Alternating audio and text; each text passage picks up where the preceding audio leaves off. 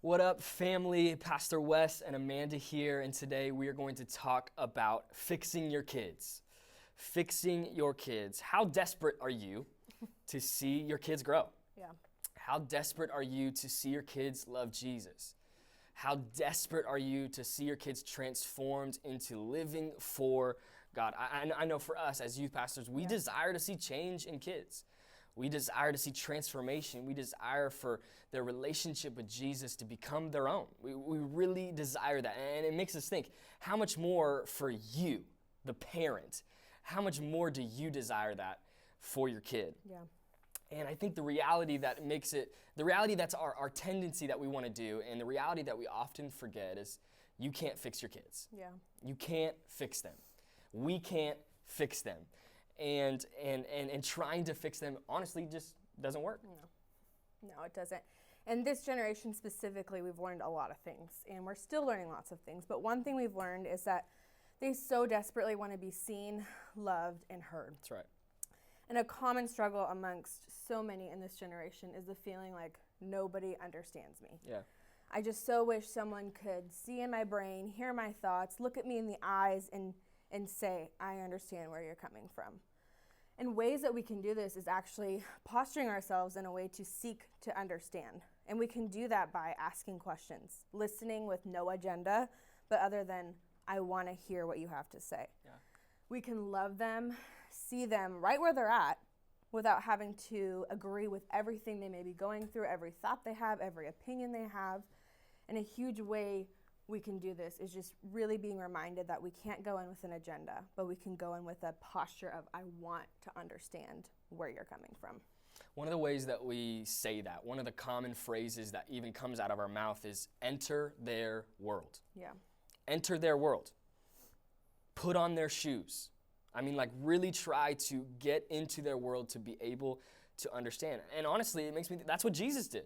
That's exactly what Jesus did. Hebrews chapter 4 talks about that Jesus is actually able to sympathize with our struggles, our weaknesses, because he was fully in it. He was tempted by those things, yet he didn't sin. And so for us, enter their world. Yeah. Ask questions about things you don't care about. Ask questions about TikTok trends, and ask about like clothing trends, and ask about things that honestly you couldn't care less about. Things that honestly, for us, words that don't make sense, and slang that honestly I can't comprehend. Exactly. Ask questions. Enter their worlds. Ask things that you don't care about. Ask things that don't make sense to you. Seek to understand. Enter their world. Put on their shoes so that you can see them, love them, hear them. Yeah.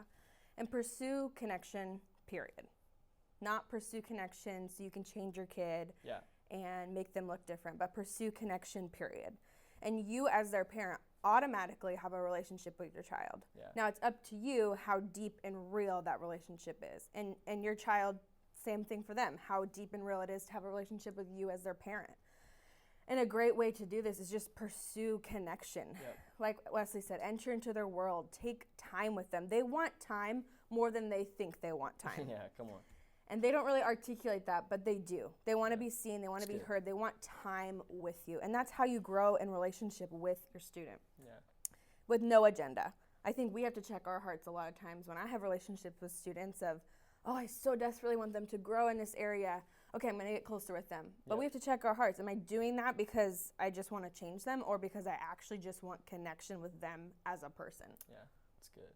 And more than anything, please hear this, more than anything, point them and be an example for them, a display for them of the Father's heart for them. Yeah. God is the only one who can change a heart.